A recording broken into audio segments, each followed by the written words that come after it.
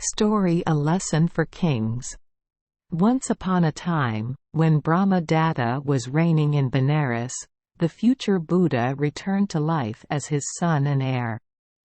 And when the day came for choosing a name, they called him Prince Brahmadatta.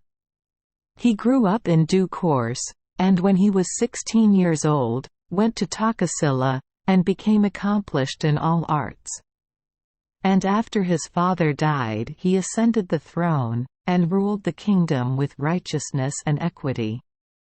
He gave judgments without partiality, hatred, ignorance, or fear.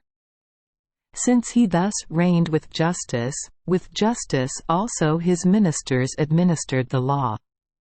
Lawsuits being thus decided with justice, there were none who brought false cases. And as these ceased, the noise and tumult of litigation ceased in the king's court. Though the judges sat all day in the court, they had to leave without any one coming for justice. It came to this, that the hall of justice would have to be closed. Then the future Buddha thought, "It cannot be from my reigning with righteousness that none come for judgment. The bustle has ceased, and the hall of justice will have to be closed. I must, therefore, now examine into my own faults, and if I find that anything is wrong in me, put that away, and practice only virtue." Thenceforth he sought for someone to tell him his faults, but among those around him he found no one who would tell him of any fault, but heard only his own praise. Then he thought, "It is from fear of me that these men speak only good things, and not evil things," and he sought among those people who lived outside the palace. And finding no fault-finder there, he sought among those who lived outside the city, in the suburbs, at the four gates. And there too finding no one to find fault, and hearing only his own praise, he determined to search the country places. So he made over the kingdom to his ministers, and mounted his chariot, and taking only his charioteer, left the city in disguise. And searching the country through, up to the very boundary, he found no fault-finder, and heard only of his own virtue. And so he turned back from the outermost boundary, and returned by the high road towards the city. Now at that time the king of Kosala, Malika by name, was also ruling his kingdom with righteousness, and when seeking for some fault in himself, he also found no fault-finder in the palace, but only heard of his own virtue. So seeking in country places, he too came to that very spot. And these two came face to face in a low cart track with precipitous sides, where there was no space for a chariot to get out of the way.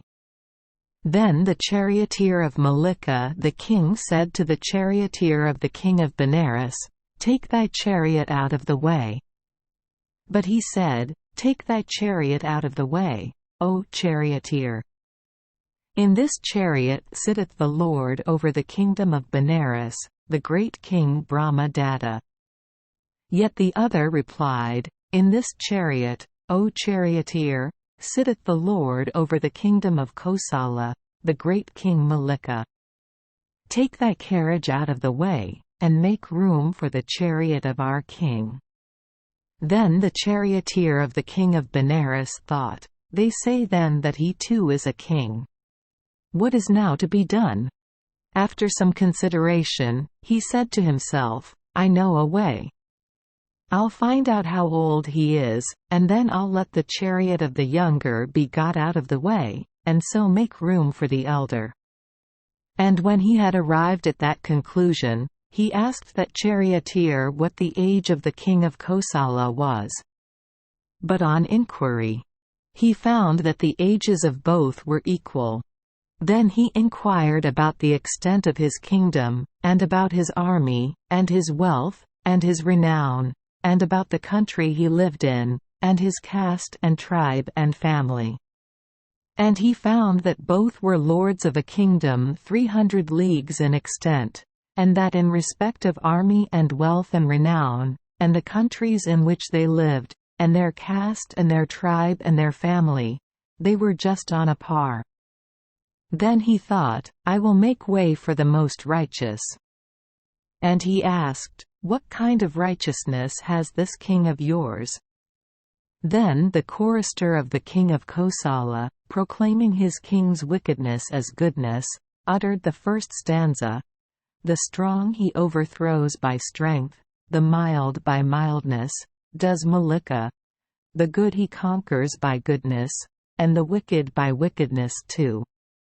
Such is the nature of this king. Move out of the way, O charioteer. But the charioteer of the king of Benares asked him, Well, have you told all the virtues of your king? Yes, said the other.